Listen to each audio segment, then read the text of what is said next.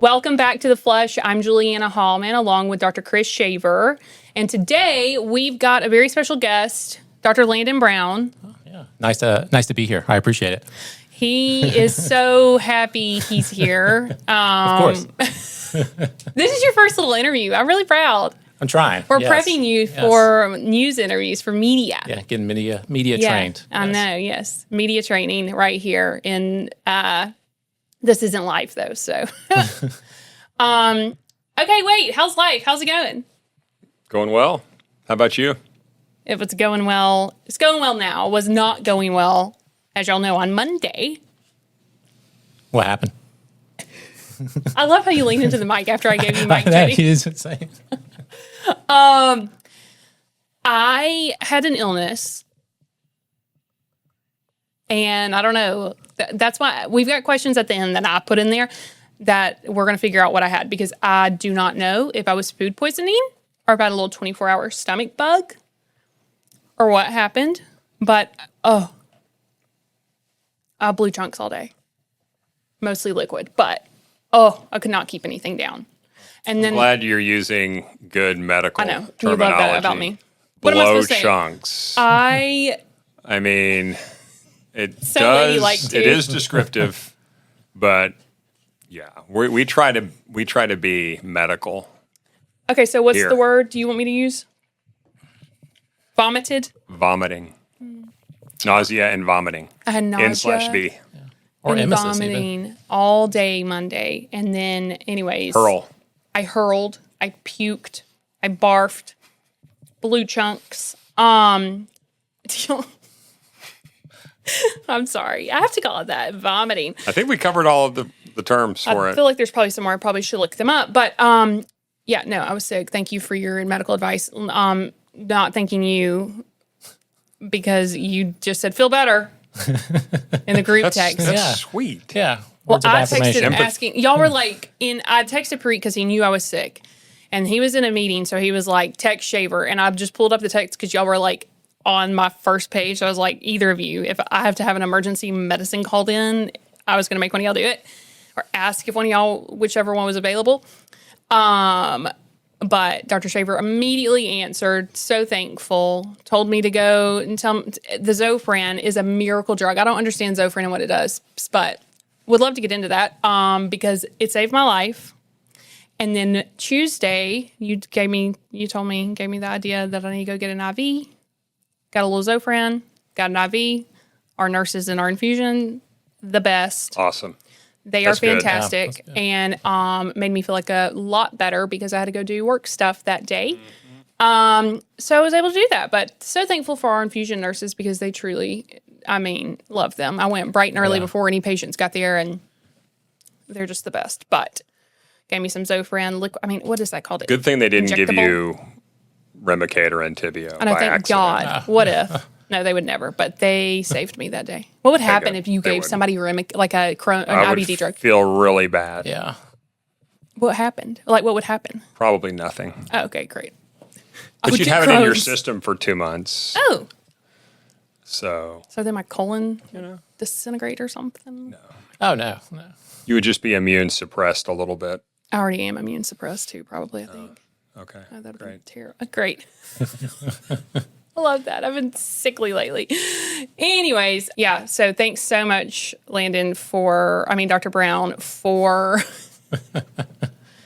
giving me all the medical advice. Feel better. And then you called me on Tuesday. Why are you making me do this podcast? And then, are you feeling better? That was the conversation, though. And I threw a thumbs up in there, too, as well, I think. You know? No, when you called me, so- you did. You were like, okay, great. Didn't want to do this, but here we are making him do it. Anyways, thanks for coming. Oh, no, it's great to be here. Yeah. No, I appreciate y'all having me. I guess, one of the things I want to accomplish with this is for us to get to know our physicians and our team. And so I want to get to know you so that our patients and people that are not our patients yet can get to know you.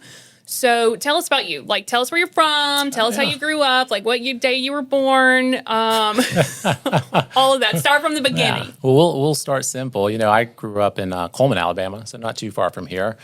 Probably most people now know it as the the holiday festival, the big kind You of. always go to that. It is. That's what everyone knows. It's quite impressive. I've actually never been to it. I feel ashamed. But Did you know that Coleman Yeah. is known for this holiday? Yeah. Yeah. Christmas, Kinder, something or something like that. other. Yeah. And doesn't it come from like the German roots of the city? It does, yeah. So Yeah. like Coleman was German founded, you Yeah. know. The spelling used to be different as well. And actually the church I went to Two was, N's, right? Yes. Yeah. Yeah. I believe so. I think it was Coleman. Yeah, maybe two with a K N's. in there even as Oh, well. maybe so. Maybe so. Okay. And actually the church that I attended when I grew up there, I think it was the first church in Coleman, and it used to be just German speaking, if I'm not mistaken wow. as well. If I'm not mistaken, you know, that's history that I was told, you know, I need to fact check that. But yeah, no, grew up there. I went to high school there, went to college in Tuscaloosa, Alabama, and then went on down to Mobile for med school. And then I hit training up in North Carolina, Texas, and then ultimately did an extra advanced year up in Vanderbilt, Nashville. So I think I joined the practice in 2.5 years ago, I believe, or something like that. So it's been great Almost since. 3 years ago. Yeah, almost 3. August will be 3 Yeah. years. Yeah. So it's like almost So 3 it's years ago. been like a blink of an eye, I feel like. Yeah, it's gone by fast. Yeah, it has. So.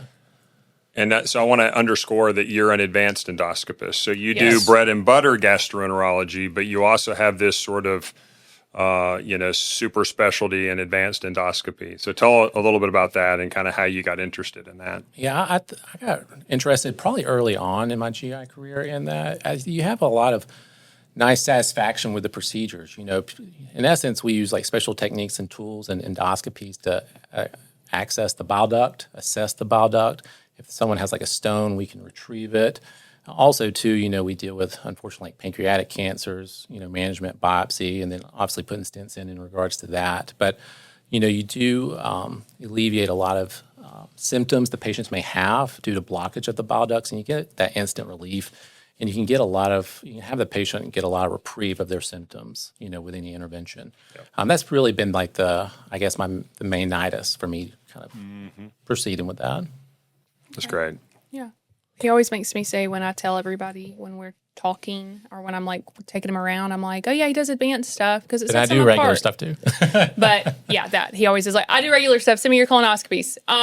So everybody, if you need your colonoscopy, he does those I do too. that That's too. important Yes. because that's what we've really tried to build at BGA. Yeah. Is like let's say a one-stop shop or keep everything in house. I mean, we basically do everything except organ transplants. Yeah. I mean, for us that would be liver, pancreas. We don't do that, but we do almost everything else. And if we don't do it, we can get you directly to where you need to go. So that's something we've always tried to emphasize because we think that's a real service to patients, Right. to have it all under one roof. Yeah. Yeah, no, we're very lucky to have the expertise that we have in our group for sure. Yeah.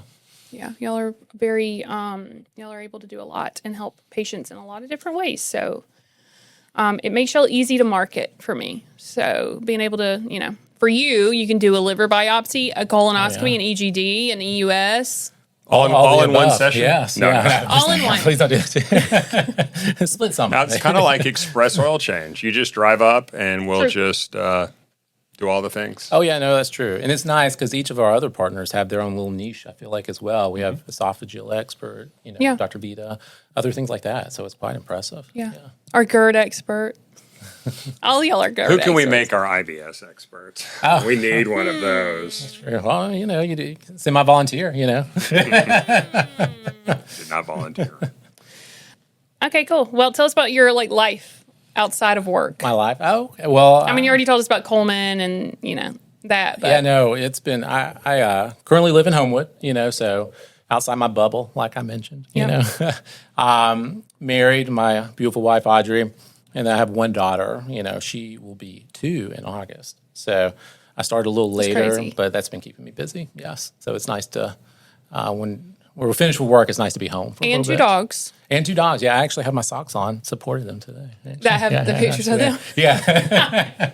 Question. So if you weren't a doctor, what would you be? Oh man, that's a great question. I've had someone ask me that before as well. I think in an interview, and it might be cliche, but honestly, I would be an astronaut if I could. I know Ooh. people have said that before, but What a little boy dream. yeah, exactly. No, it's. Yeah. I mean, I always grew up like loving space, having a telescope. I loved all the documentaries about space. I still watch them, so they're pretty cool.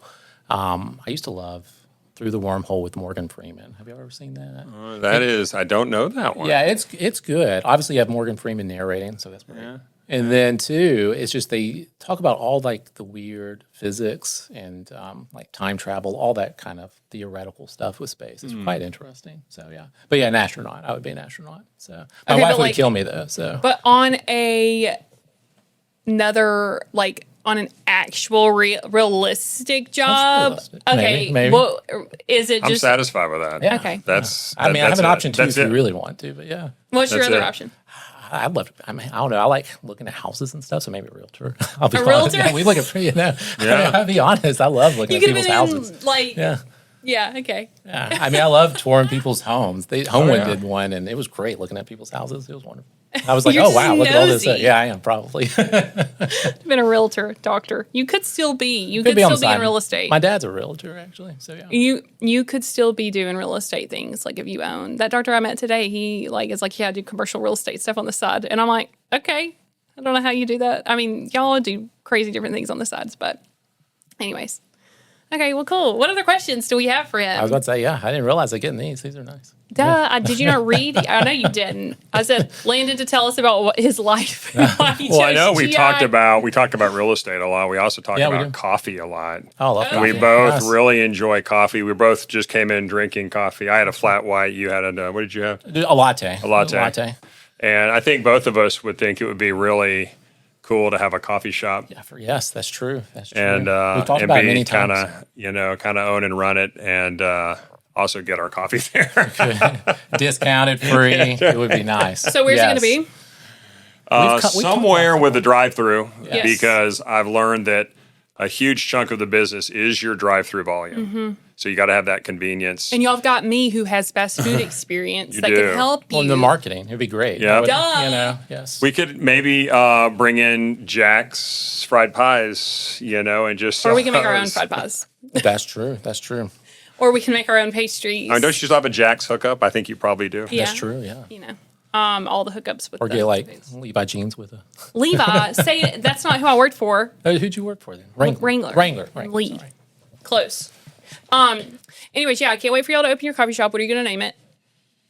Oh no! I mean, I have a name obviously right here, but I don't want to Get take away. going? I don't want to take you away know- from Chris. Wait, we need to show. We need to show your cup.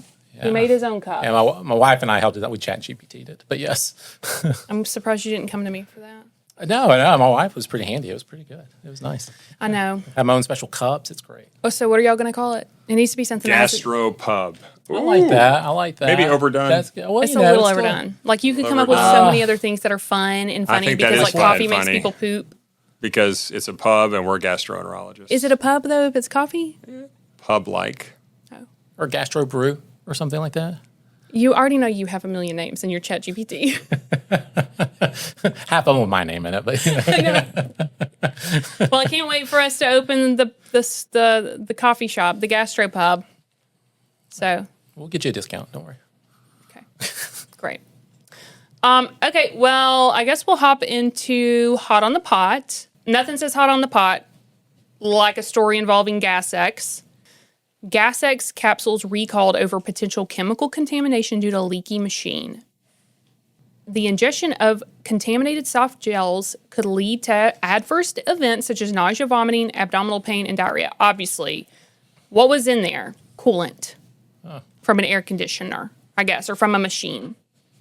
So that is just very unfortunate that there was coolant in Gas X. Don't we tell people to get Gas X sometimes for their colonoscopies? Part of their prep.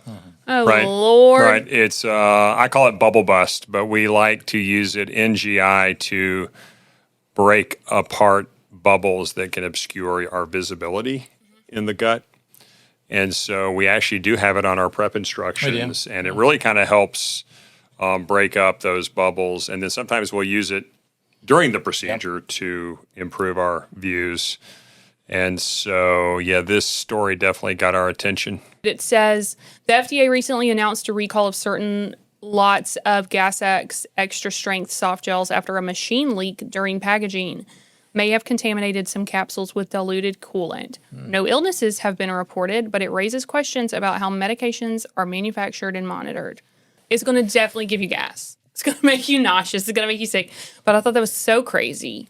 So no reported injuries, but has No. people been symptomatic, or are they concerned about that? It says it has not received any reports of adverse events in connection with this recall. Anyone who has experienced problems that may be related to taking this product should contact their physician or healthcare provider. What would y'all do if somebody said, hey, I took one of those bad Gas-X? Like, what's going to happen to them? Are they going to need to go to the emergency room? Are they going to be fine? Obviously, I think it would just depend, too, on how much you took, I would assume. But you just take 1 or 2 tabs, so fortunately, hopefully, symptoms will be minimal or non-existent, but obviously not good to take. So basically, they leaked antifreeze Yeah. into a bunch of gas pills. Yeah. And so, not great. Yeah. And actually, the name, I did a little searching last night after we got our show map. Sorry, so late. Which Literally is 9 why I p.m. was up so late last 9 night. p.m. I'm so sorry. But so I went and looked at it, and so it's called ethylene glycol. I think true antifreeze, like in your car, is polyethylene glycol. Yeah. So it's antifreeze, okay? And so that's the good news is it doesn't sound like a huge amount was leaked into the medication production process. The other bit of good news, I think, is that they detected it Early. Yeah. probably pretty early. At least I hope it's early. They didn't say that it wasn't early. So they had some kind of quality control measure that caught this, which I think is really good, or could have been worse. But to your point, so this is what I didn't know, which is interesting, is that ethylene glycol is used in lots of things, and it's generally considered safe at certain levels. Foods, medications, cosmetics, other things. It's sort of like a stabilizer. Maybe you could call it a preservative. But in higher concentrations, it can kill you. Yeah. And so, and I think about why is that important? Well, medicines are potentially dangerous anyway. Like medications have side effects, and I think we need to respect any medicine that we take. And add antifreeze into the mix, it just really is a mess. If Landon, you'll remember it was about 2020. One of the medicines that we used all the time called ranitidine was pulled overnight from the markets because it was contaminated with something called NDMA, which was a carcinogen. Yeah. And basically they detected way too high levels of this NDMA compound. And so there was it was pulled, the FDA pulled it from the markets. And so we lost access to that drug. And they'd actually just relaunched it November of 25. So it was out of commission for 5 years because of a contaminant that kind of was occurring as part of the degradation process of the drug, particularly at higher temperatures. So storage temperatures. So these, I think you have to keep an eye on. Most of the time, thankfully, they're going to be fairly benign, but potentially could cause a lot of problems. That's terrifying and gross. Sad. It's unfortunate, but yeah. So it's like one of those things, if you have Gas-X in the medicine cabinet, throw it out. I mean, unless you bought it after the fact. Just those lots, Just the lots, though. yeah. No, I would throw it all out. Oh, my bad. No one's going to check the lots. That's my opinion. It's Gas-X. No one's going to check the lot number. Throw them out because it's not like it's soft gels. Throw out the soft gels and just go buy some. They're not that expensive, but and how do we know that the lot numbers are completely accurate? You're so true. I fair. always wonder. I would dump it and start fresh with your Gas-X. Yeah. Okay. Anything else? So the Gas-X soft gels are Oh, I just missed that one. It said, okay, the green Other names, capsules. simethicone, Phazyme. This is a certain manufacturer. I don't know if they produce the different brand names. Props. And I don't know real. if there's an alternative brand that was not affected. I don't know that answer, but simethicone is going to be your generic name. It says the green capsules are packaged in boxes with green, blue, and gray bands. So Did they have a specific region in the country that they sent it to? Do you know? Did they all even over. get that detail all over? they didn't give that detail. Yeah. So, well, yeah, throw your Gas X soft gels away. Okay, next hot on the pot headline is study finds adults who consumed more ultra-processed foods had higher rates of precursors of early onset colorectal cancer. I mean, I feel like we know this. Researchers from Mass General Brigham recently looked at nearly 30,000 women under the age of 50 and found that those who ate the highest amounts of ultra-processed foods had a 45% higher risk of developing certain precancerous colon polyps compared to those who ate the least. Since we're seeing more colon cancer in younger adults, researchers are trying to understand whether our modern diet could be the reason. What is y'all's initial reaction to this? I've shared my opinion on this before, but I do have some comments. I'd like to hear from the good Dr. Brown and kind of hear your thoughts on this. I think this is definitely a hypothesis generator, or and we already know the hypothesis. This sort of adds a little more substance to the hypothesis that highly processed foods are leading to this colon cancer epidemic. Oh yeah, no, thanks. It does make sense. I mean, we are seeing increased incidence of colon cancer in young individuals now. Obviously it's probably multifactorial. Multiple things are probably contributing to that, maybe lifestyle or whatnot. But obviously diet is a big component. Specifically, like probably certain Western diets. Even me guilty. I love my chips. Cheez-Its. Cheez-Its. That one time, did you know this? Oh, yeah, I forgot about that. He had a Cheez-It fall out of his scrub top in front of a patient in clinic one time. It was in my scrub. What happened to it? What did the patient do? I don't know if they saw it or not. I just kept on going. So if you're the patient that had a Cheez-It fall onto the floor during the middle of your clinic visit, please let us know. It's funny that you DM. brought that up. I know, that is pretty embarrassing. I forgot. It was funny that you say that because I was eating Cheez-Its in between cases. I wanted to keep my energy up. And I was like, where did this go? And I couldn't find it. I dropped it. And then later in clinic, it fell out. Do as we say, not as we do. Yes. Oh, man. Okay, anyways, back to, you are guilty of eating Cheez-Its. I am. Things like that. We all are up to a point, but obviously moderation's key. But, think about this too. It does somewhat make sense. Obviously, the way the body protects itself is, it kills cancer cells. So even unbeknownst to us, we could have a cancer cell develop. But our body is keeping that in check. That's the unfortunate thing when cancer, takes place. There's multiple factors, but one of it is the body's inability to kill it, And so that's the important thing of like a nutritious diet and things like that. You are getting all the building blocks to make your body the most functional it can to do the things it's supposed to do. So as you can imagine, if you're not given the nutrients, high processed foods, obviously we know is not nutrient dense. It does make sense that you might have a greater propensity for these type of issues. Yeah. And I think I totally agree. And I think that's well stated. Also, so that's kind of a direct effect. Well, what about sort of an indirect effect of what happens when you get all of those highly palatable and calorie-dense foods?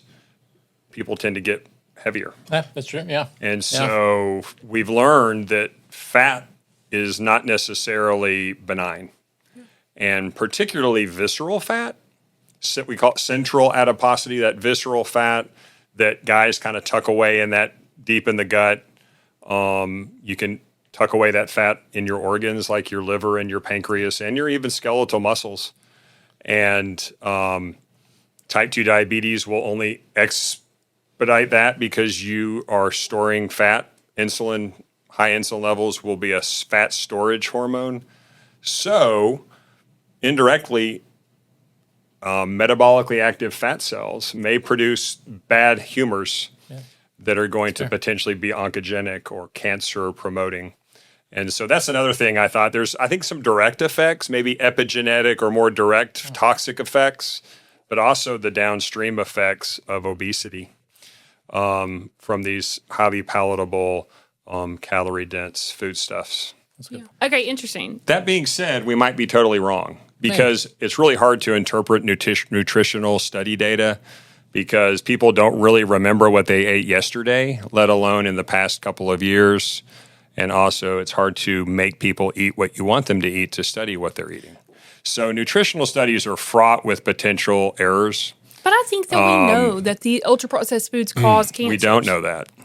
We think Things that. like Kind of a high obvious, suspicion. common We sense. don't know that, but we do know that we see a parallel with obesity, with colon cancer incidence and prevalence.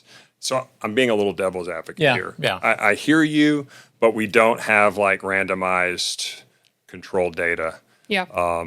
placebo-controlled data. So I think it's a good place to start. It could be something really weird, though. Just saying. But I think about my life, and I think about how I grew up eating. And I grew up, I'm a little older than you. Yeah. We both had birthdays recently. Yeah. I'm happy with it. And literally, I remember as a kid watching television, eating on a TV tray. That's what we called them. Eating my TV dinner on my TV tray, watching TV. I thought that was funny. It was funny. LOL, huh? And so that was, I think, TV dinners were the starting point. And then the microwavable dinners. That wasn't real food I put in my body. Fruit roll-ups is not real fruit. Don't say that. Capri Sun's not real fruit Capri juice. Sun's a huge thing in my generation. I remember mean, that. Capri Yeah. Sun. steakums are not real steak. I mean, you The know. chicken dino just think- nuggets. Oh, like soda. I'm guilty of that still. I'll be honest. mean, But I used to never drink soda. You want to know something fun fact about me? I don't have a microwave. Oh, you don't? I got rid of it like 2 years ago, maybe 3. Oh, how come? Just because I was like, I don't trust a microwave. And it makes me lazy when I cook and it makes me like eat crap food. So I'm like, let me just get rid of it. I'll just cook everything. Well, what breakfast cereal do you eat? I don't eat cereal. Smart. Yeah. don't If I either. eat breakfast, I I don't know that I can blame colon cancer on Captain Crunch or the Lucky Charm guy. Yeah. I'm not willing to go there yet. So that's why I'm pushing back. Okay. Or Chef Boyardee. Well, I don't blame it on, or Ragu, Mr. Ragu, or Mrs. Ragu.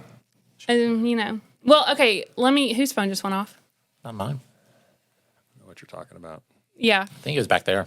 Okay. I'm Yeah, sorry. I really was. What's it, yours? No. Well, let's talk Eggo about. waffles. That's not real food. Oh yeah, no, for sure not. I loved Eggo waffles. yeah, I ate Pop-Tarts. some Is that real Pop-Tarts. food? Pop-Tart. No. What is a pop? A tart of pop?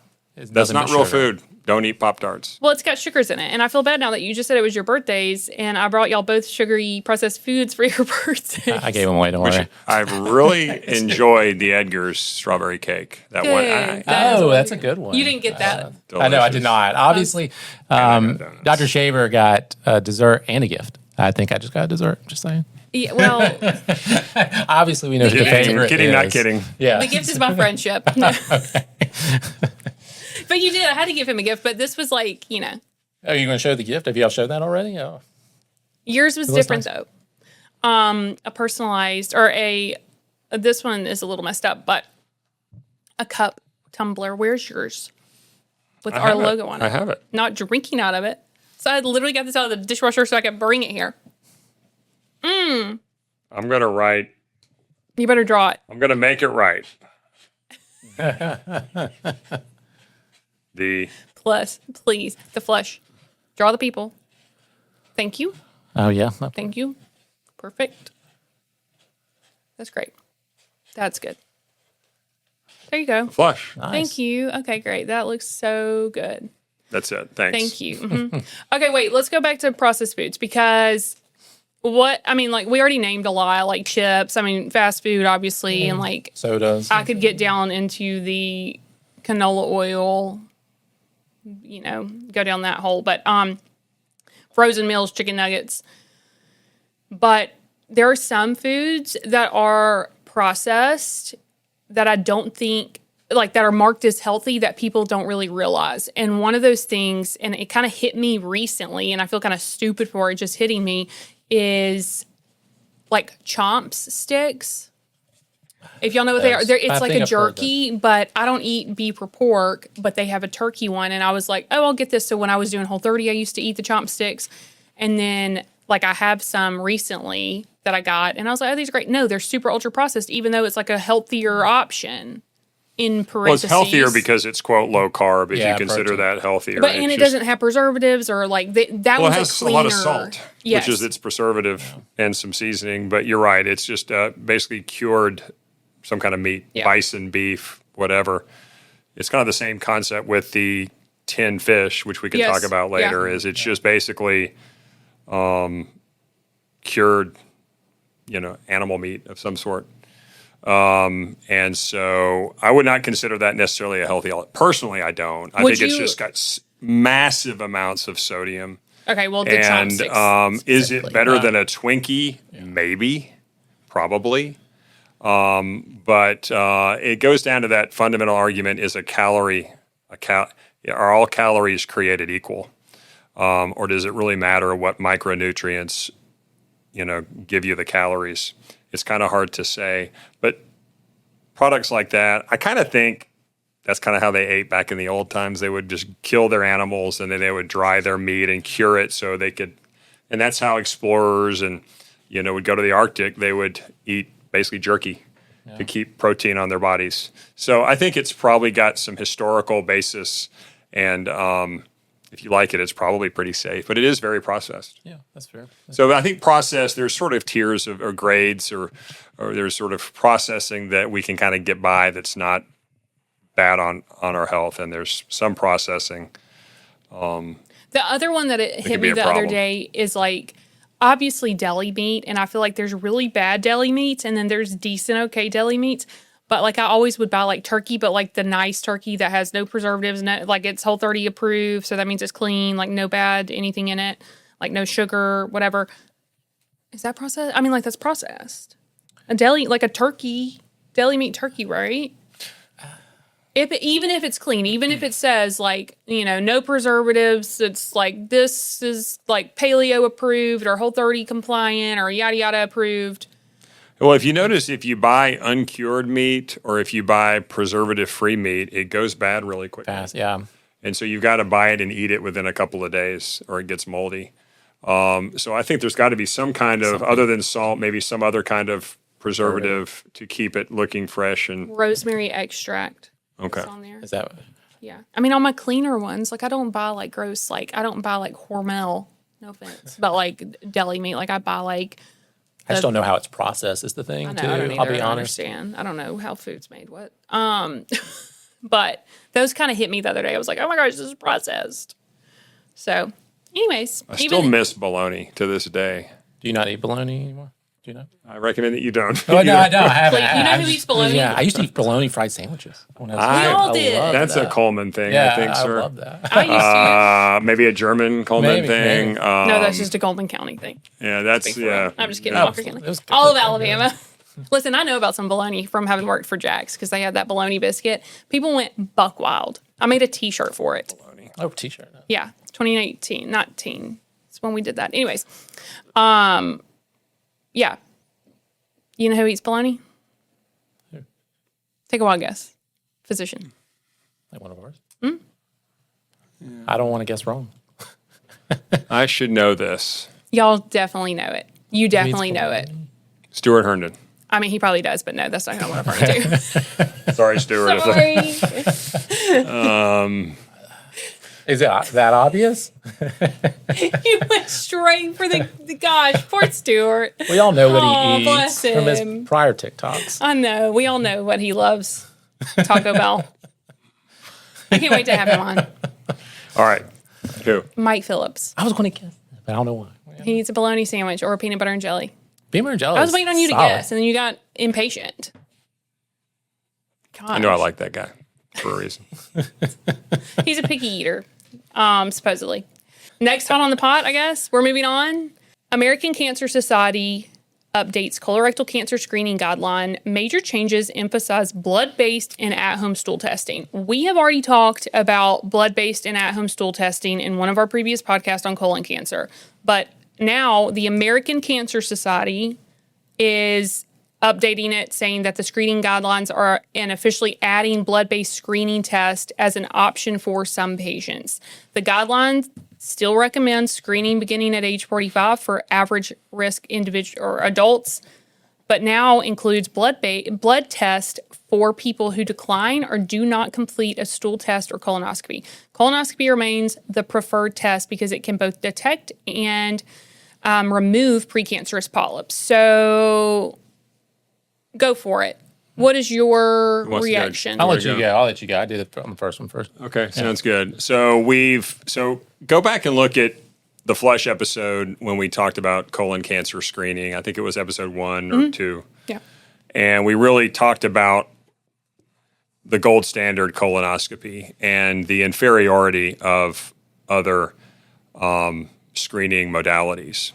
And so here's what I want to say about it. And then I want to say one final thing after that, if you'll allow me. So you said it, the American Cancer Society guidelines. This was an update from their last set in 2018, so an update was needed. And let me just go through this. Author number 6 of those guidelines, Carmen Guerra, Guardant Health Advisory Board. That's her disclosure. Guardant Health is the manufacturer of the Shield test, which is the liquid biopsy for colon cancer. Author number 12, Sana Raouf, Exact Sciences and Grail. Exact Sciences is the manufacturer of the Cologuard and Cologuard Plus colon cancer screening tests, also represented as the stool-based alternative to colonoscopy. Author number 14, Stephen Skates, Guardant Health Advisory Board. So those are just the 3 of them that I identified that have disclosed conflicts of interest. And we can talk about what conflicts of interest means. So that's the first part of this. Number 2, American Cancer Society corporate partners. These are sponsors. These are corporations that give money to the American Cancer Society for initiatives. At the groundbreaker level, which is 1 to 5 million, Guardant Health, maker of the Shield blood screening test for colon cancer.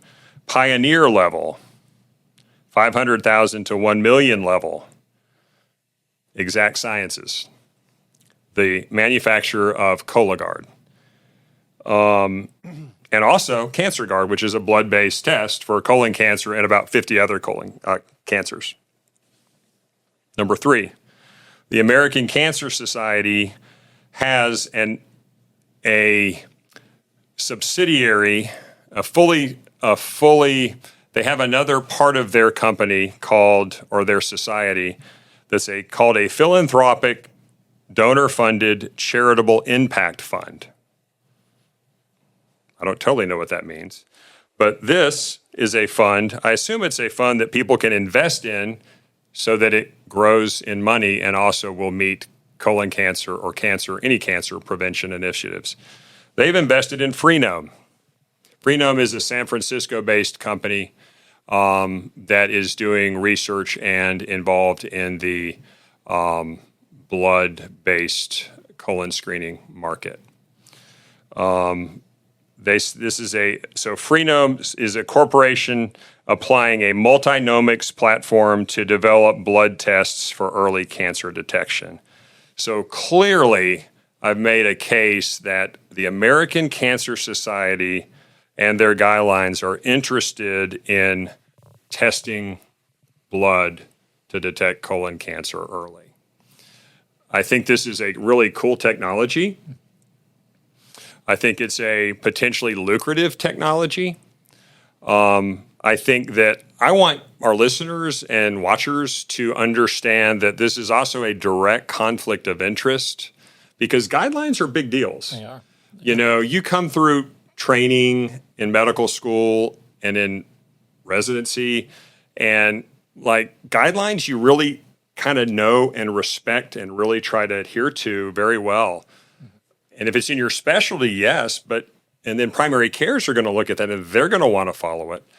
I mean, it's not a replacement for original research or even really good review articles or things like that. But it's really valuable and respected. And so I just want everybody to follow that trail just to see that there are potential, I guess I could soften it a little bit, potential conflicts of interests on these guidelines that bring into bear blood-based colon cancer screening and stool-based for that matter, because these are inferior colon cancer screening tests to colonoscopy. And so that's, I think, an important piece of this puzzle that we needed to talk about. I also want to say that the American Cancer Society is not the American College of Gastroenterology. They're not gastroenterologists. Yeah. They're not in your colon every day. They're not in, they are not the point. professionals on this. And the American Cancer Society, I don't feel like they should be saying they need to be partnering with ACG, the American College of Gastroenterology, if they're going to make changes and say this. Like they even say in here, they don't even what has not changed? This is in the press release on the American Cancer Society website. Individuals are still offered a choice between a stool test and a direct visual exam for colorectal cancer screening. They call it a direct visual exam. Like they don't say like, hey, what's the gold standard? That's a colonoscopy. But it just frustrates me because then it says says what's a home-based stool test, and it gives what those 4 are, and then it says visual exams. It gives colonoscopy, flex sig, and then a computed a CT scan. Anyways, but it says colonoscopy testing every 10 years, and then goes to flex sig, and then it says at the bottom, people at increased or high risk of colorectal cancer might need to start colorectal cancer screening before age 45, be screened more often, and or get specific tests. It literally doesn't even say, what is the gold standard of testing. And high-risk individuals should not get those non-invasive testing, for sure. Yeah, it doesn't say that on here. It literally doesn't. It does not say that. So that's really frustrating. Here's my beef, and here's my suggestion. This is me editorializing here. My beef is that see our second hot on the pot and colon cancer prevalence on the rise, the number 1 cancer in Americans under the age of 50. I've heard the word epidemic thrown around. Why are we offering blood-based screening modalities in the midst of a colon and rectal cancer epidemic? I have a problem with that. And I think that is I think we really have to look at the big picture. And if we really are going to say we're in a colon and rectal cancer epidemic, then the access argument doesn't fly with me. Colonoscopy needs to be by far and away the emphasis. And it's all in the pitch, and patients need to be pitched hard on colonoscopy. There are roles for these inferior non-gold standards. They're limited roles. So here's my suggestion, now that I got that off my chest. Here's my suggestion, is offer the blood test at 25. And then at 30. Yeah. If we're serious about preventing colon cancer in younger people, let's be strategic and let's bring in as a complementary technology until it may be great one day. It's not there yet.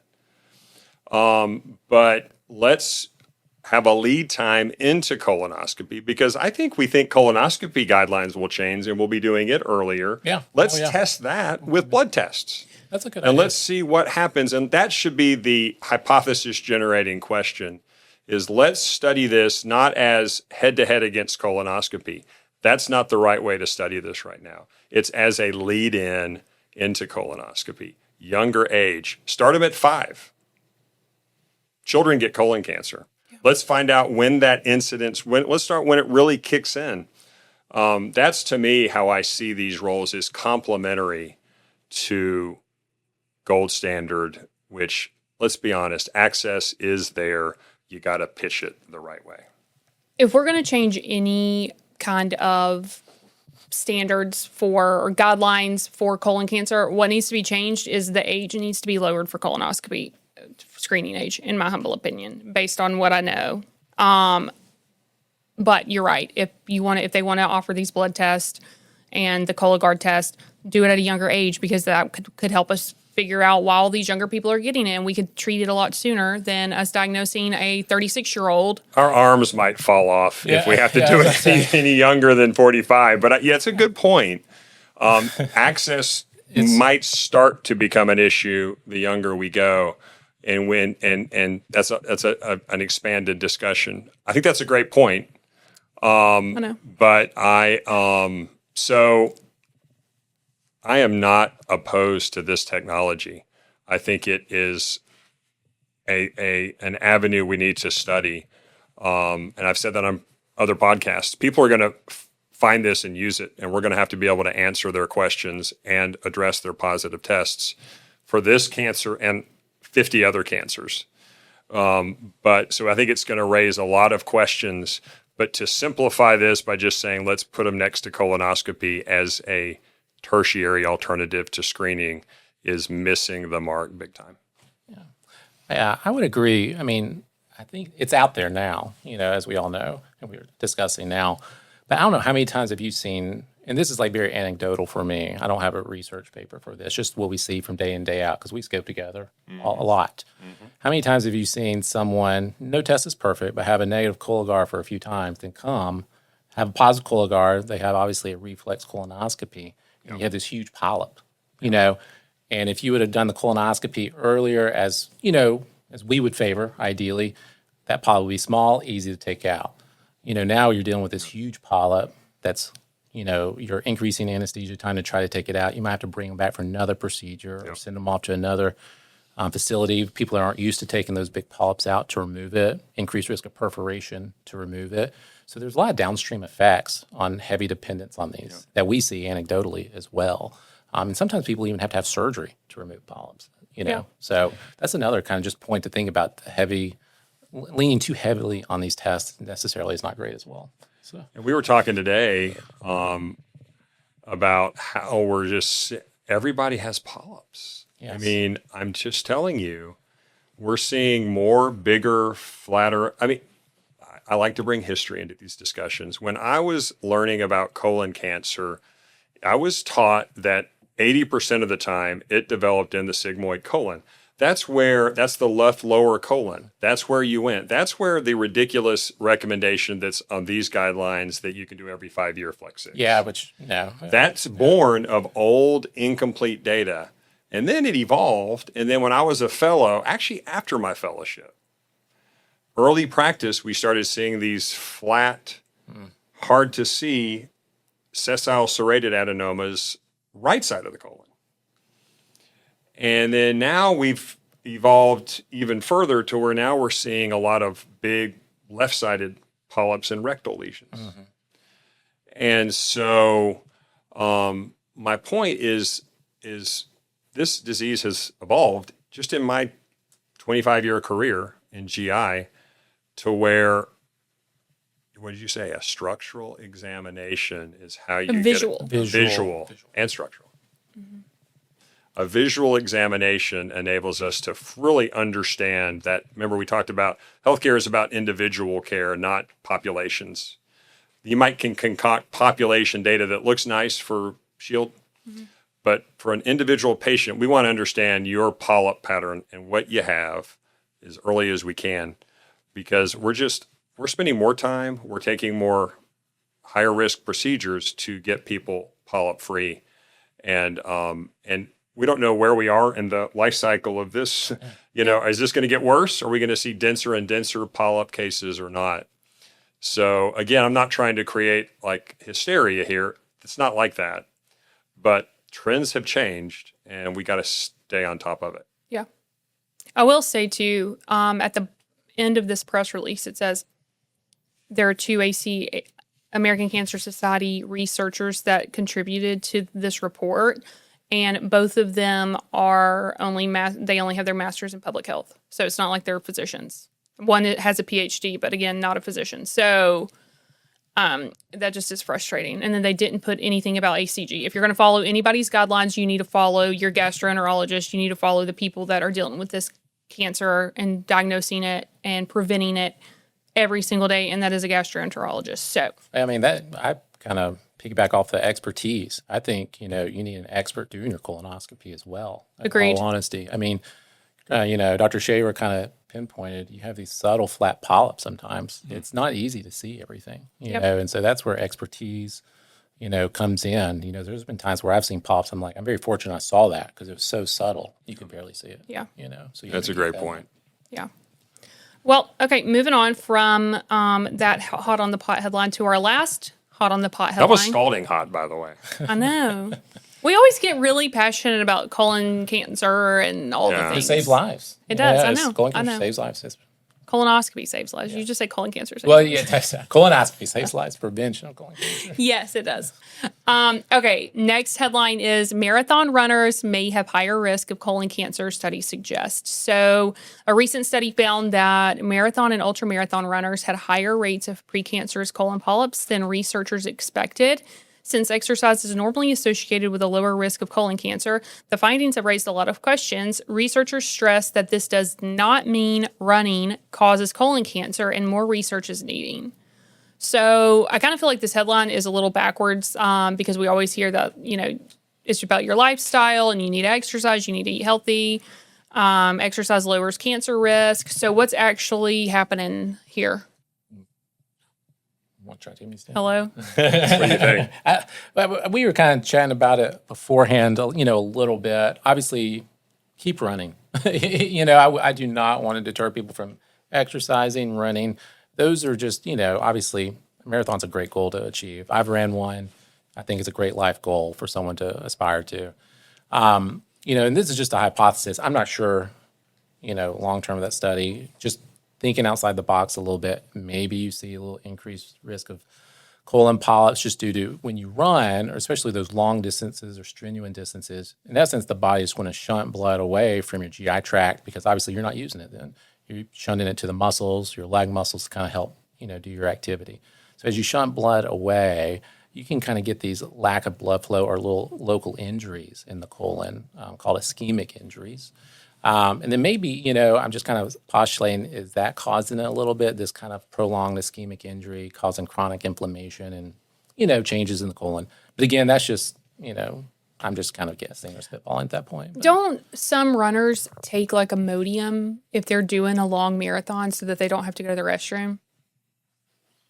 Well, I think some people get the trots, the runner's trot, so they get sort of loose urgent stool while they run. And so that might be one reason is to prevent that urgent need to defecate. The trots? I didn't know that that's what it was. Yeah, the trots. The trots.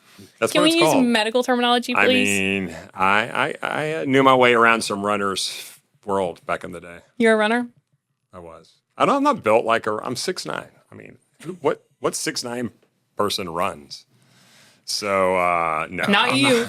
I'm not aerodynamic, Well, but I did try to run. I ran a half marathon. That's great. But so here's my take is that I don't know what this means. I love me some ultra marathon.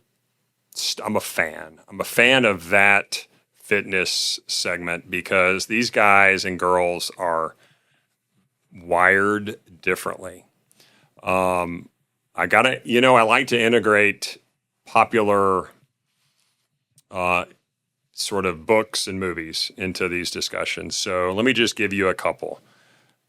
I think it's on Amazon Prime, documentary on Barclays marathons. It's the hardest marathon in the world. 120, it's an ultra marathon. 120 miles, 12,000 foot elevation 5 times.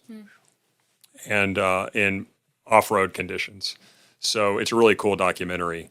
But these guys that you see, and there's a book out by a guy named Dink Taylor who ran the entire Appalachian Trail from Georgia to Maine. That's impressive. Like ran it like a marathon a day. That's crazy. So these people are built differently and they're sort of in a way gluttons for punishment. And I would say that they might ignore symptoms.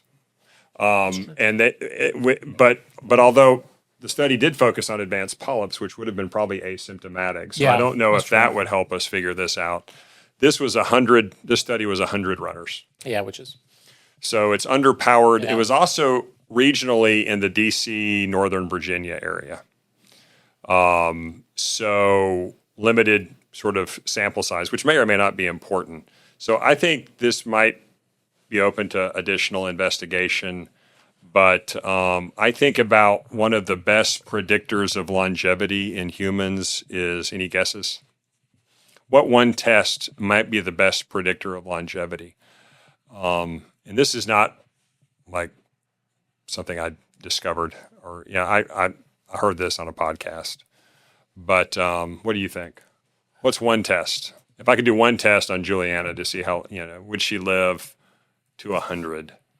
I don't know. Is it like VO2 max? Okay. VO2 max. Okay. It's how well you convert inhaled oxygen to blood. It's how you can sort of, I don't know if that's a complete definition. Yeah. But it's how well you oxygenate. So it's mainly a measure of cardiopulmonary fitness. I think one of the best on record ever was Lance Armstrong. Oh, yeah. Now, I don't know if that was pre or post Evo. Sorry, Lance, but yeah. But these ultra marathon runners, I guarantee, have sky high VO2 maxes. So keep running. Yeah. You're doing a lot that may improve your longevity. So I think the jury's out on whether or not you're going to get colon cancer and be really fit, but get colon cancer. Wait, so how do I need to take a VO2 test? VO2 max test. It's a treadmill test with a mask. I've taken one, actually. So what was your longevity thing? I was like in a research study in college. They were, I forget what test that they were doing. It was miserable because they got me on a bike actually, and they put weights, and I would just be burning and churning, and then they would stick my finger every few minutes to get blood from me. So I wonder what they used that blood for. Was that really a test? Was that really a research, or was that some back alley? I got paid for it. So. That was a back alley thing. Oh gosh, you're being cloned. I'm just kidding. Hope not. Well, do y'all have any other comments on running other than? It's just interesting. But yeah, there's not enough. It's an underpowered study. It's just all speculation at this point. But I mean, even then, get your colonoscopy, so you can, if you're going to maybe have if you're a runner and you haven't had a colonoscopy, holler. Get one. You need to get one. Yeah, interesting. Maybe we should start like a BGA 5K. I'm out on that one. I'll plan it, but I don't. Do we have that one already? You already have one. We have multiple 5Ks. Yeah. We participate, but do we? Yeah, we participate. Yeah, Pastorella runs. No, I meant like own He'd beat all y'all. BGA one. I mean, we promote. We go to the 5Ks, but we don't have our own. Oh yeah, BGA. we have a nonprofit which I've pitched. If on that Barclays marathons race, if you complete the first 3 loops, which is like 70 miles, that's called the fun run. Oh God. Oh goodness. Yeah, maybe we should start a little Fun run. 5K. Wait, what is it? The Michael Scott. Y'all didn't watch The Office. Never mind. Oh, I like Scott. Yeah. Michael Scott. Where he's like carbo loaded. Yeah. Yeah. The fun run, race free cure, blah blah blah blah blah. I have a T-shirt. Anyways, we're going to jump into our segment called "Don't Hold It In." It's our listener question and answer segment. Y'all can send us questions on TikTok or Instagram or Facebook, or comment on it on any of our podcasts. We would love to be able to answer them. First question is from me. Patient. How do I know the difference in a stomach bug and food poisoning? I'll start this one, I guess. It's kind of hard to say. I'll be quite honest. I mean, I remember when I was in microbiology class in college, I asked my professor at the same time because I got notoriously sick. We were kind of going over bacteria at the time, and I'm like, how do you know? I was curious. I was like, did I get a stomach bug or did I just get food poisoning? Because I didn't want to go back to that restaurant again. Mm-hmm. and he kind of said the same thing I'm about to say. It's hard to say. Symptoms overlap. Nausea, vomiting, diarrhea, all very typical of a typical GI bug and food poisoning. Yeah. The best kind of, maybe you can kind of tease it out is like timing a little bit. Because in essence, what food poisoning is, to my knowledge, is, the bacteria is already there. The food's already contaminated. And these bacteria produce toxin, And so when you ingest it, obviously that toxin's already there. So you should get sick relatively in a few hours, following the meal. And so, if you went somewhere kind of at a new restaurant, you got sick, no one else has been sick around you, that might be an indication of food poisoning. Okay, so let's talk about this then.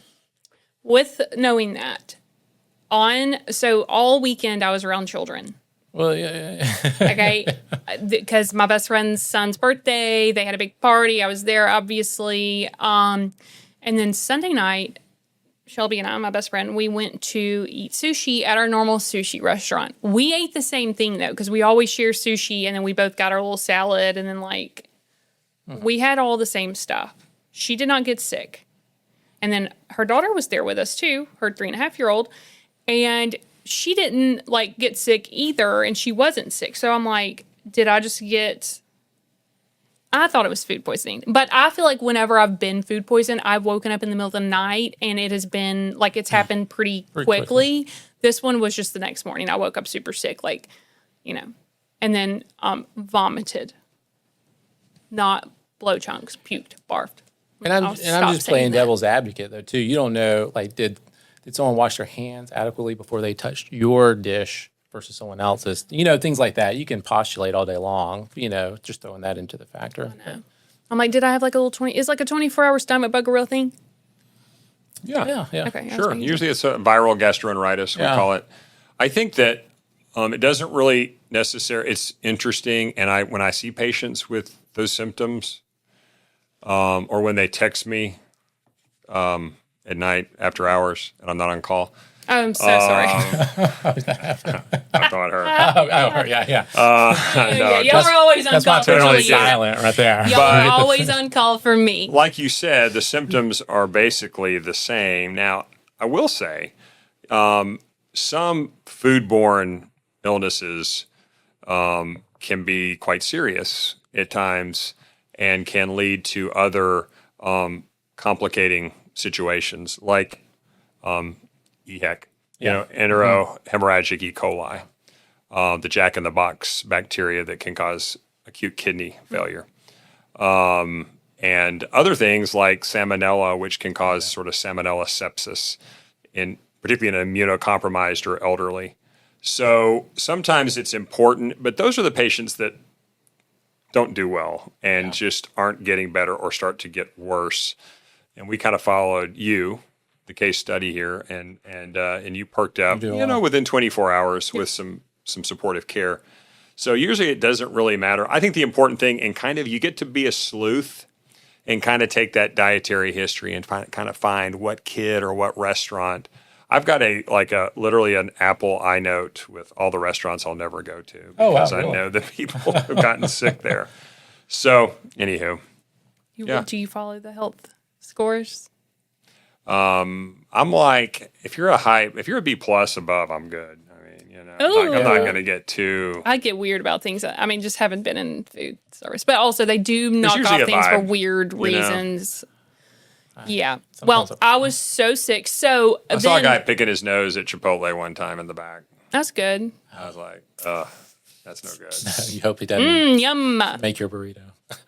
Let's hope he washes his hands and maybe put on a mask. There went that sponsorship. We were really aiming for Chipotle. Really, we're aiming for Taco Bell if we're being for real. I was curious, yeah.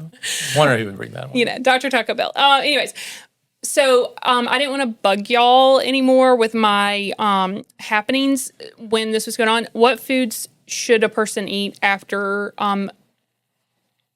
vomiting all day? I almost said puking all day, but I'm like, I gotta be, medical. Vomiting, hurling. What works the best are good old processed foods. It's what our moms gave us: saltine crackers and ginger ale. That's what I got. That's really, for some reason, there's something magical about that combination. Yeah, well, ginger helps soothe the stomach. Well, yeah, I mean, yes. I don't know if there's a lot of ginger in ginger ale, but it's just the thought, okay? It's the better. mind gut, the brain gut connection tells you that ginger is soothing your stomach. Yeah, I mean, that's true. And then they also now have, it's sort of like taking a colonoscopy prep, but liquid IV is what I usually tell patients to take because it's got all the electrolytes, which will make you feel kind of better and stronger and kind of bring you back to life. Or the Pedialyte, which is no longer just for peds. Yeah. Yeah, well, eat bland foods, correct? Yeah. Yeah. Much. I know. Gosh. I was starving after. Well, I was not hungry all day Monday. Obviously, did not eat anything. then barely ate anything on Tuesday, but I was like hungry yesterday. I was like, okay, I always loved I a need some good protein. Sprite when I was sick. I know. That's good too. That's good. good too. I love it. Let's get into some other questions. Is it normal to have a bowel movement right after eating, or does that mean food is going straight through me? For this one, I think it just depends, honestly, on the characteristics of your stool a little bit too. If food's quote unquote running right through you, you're just having watery diarrhea, then yeah, there might be an issue there going on. Sometimes though, people do have this kind of reflex called the gastrocolic reflex. So in essence, what that is, like you eat a meal, your stomach expands, and that kind of signals your colon to kind of move things along to make room for food as it comes through. So having a meal can sometimes stimulate a bowel movement, and that's within the normal, would be expected up to a point. It just depends on the characteristic, how often it's occurring, those type things. So it's variable from individual to individual. Yeah, and depending on what you eat, and certain foods are going to be more likely to. We do see that exaggerated. You stole my answer. Oh, sorry. You see that exaggerated gastrocolic reflex, kind of like babies. It's not as well developed. So babies eating poop. Some adults eating poop. A lot of times, patients don't absorb certain carbohydrates very well. And that is another reason if you have a carbohydrate-rich diet, dairy, fructose, certain other sugars, you poop because you can't handle that load of carbohydrate very well. But there are, you come to us, we can sort of tease out what's sort of like innocent and what might need to be worked up further. Yeah. Okay, another question related to poop is there such thing as pooping too much or not enough? Well, yes. That's the easiest question of the day. Well, Yes. so maybe get deeper into this. How often? There better be because, I see these people every day and absolutely it's chronic constipation, chronic diarrhea, irritable bowel syndrome with the same or alternating. This is a major problem, and we see it a lot. And it is a huge consumer of healthcare resources. It's a major issue. And thankfully, we've got people that kind of take this on and can really help patients navigate this.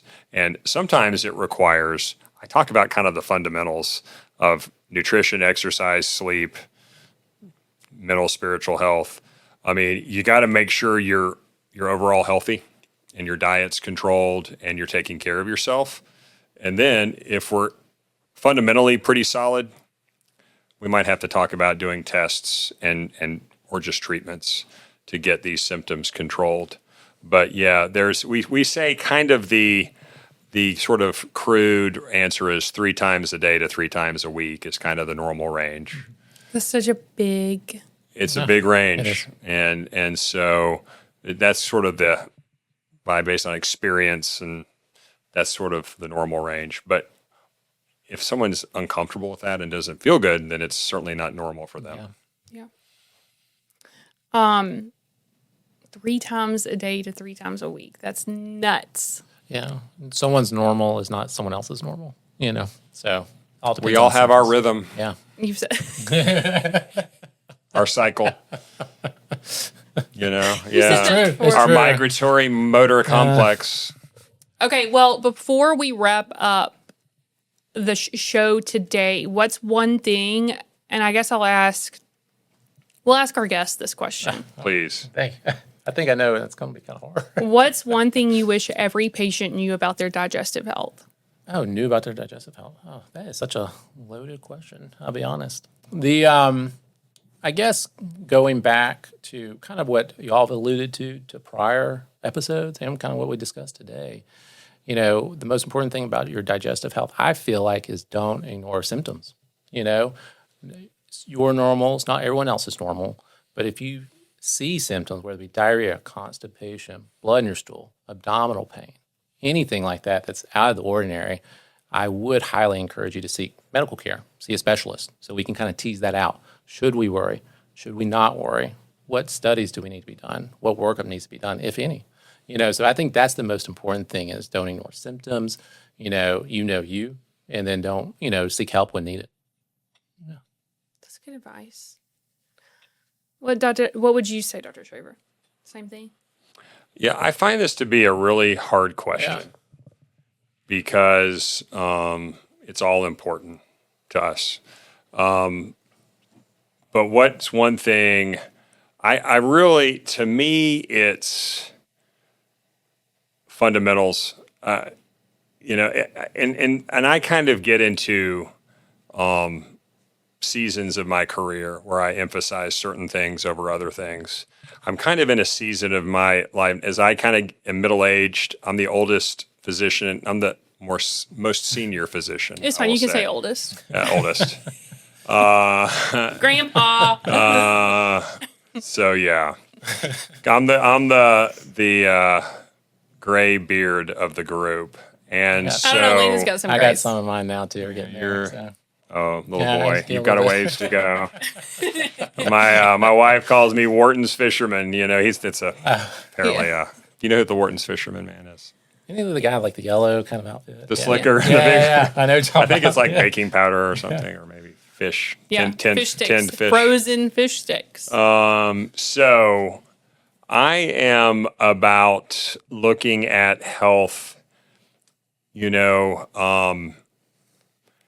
There is an older approach to healthcare.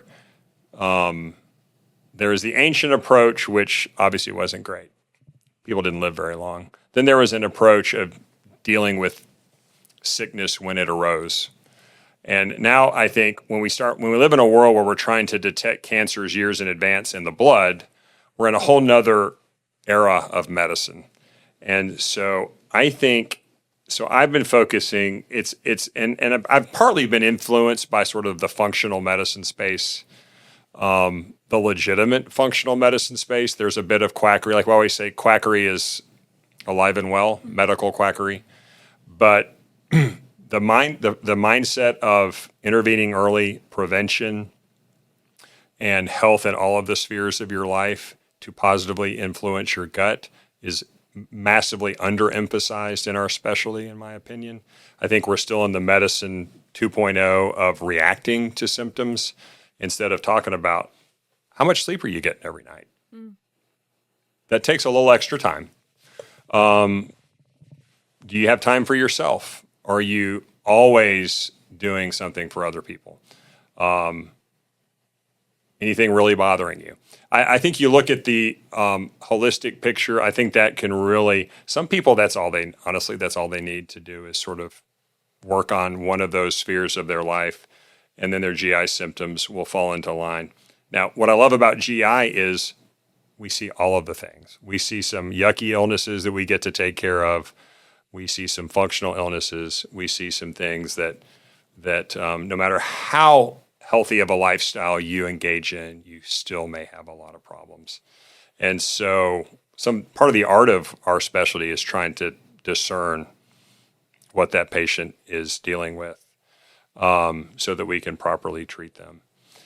So anyway, I think that's my thing, is looking at it, backing away and looking at it a little more holistically, because how you live your life impacts your digestive health greatly. Yeah, that's good advice. I like that. That's good advice. Well, before we end the show, do y'all have anything else to say? Anything else to add? Thanks for having me. Well, I was going to thank you for coming. No, I thank you. Good job leading us through some pretty interesting topics. This was good stuff. Yeah, it was good. It was a good show. But yeah, no, well, again, I want to thank Dr. Brown, Landon Brown, Thank you. for coming. He scopes, if you need a colonoscopy, scopes at Alabama Digestive Health Endoscopy Center in Yes. Homewood. And then he sees patients in our Homewood clinic and in our Hoover clinic. That's it, right? And you scope at St. Vincent's. And I Or scope at UAB St. St. Vincent's. Yeah, and I do some of my advanced procedures there. Yes. Thank you for coming. Thank Amy Beth Shaver for letting us have our podcast here until we get our studio built. Thanks for listening to The Flush. Subscribe to us and like our stuff on social, and that way you'll be able to get updates when we have updates of new shows. But thanks for listening. We'll see you next time.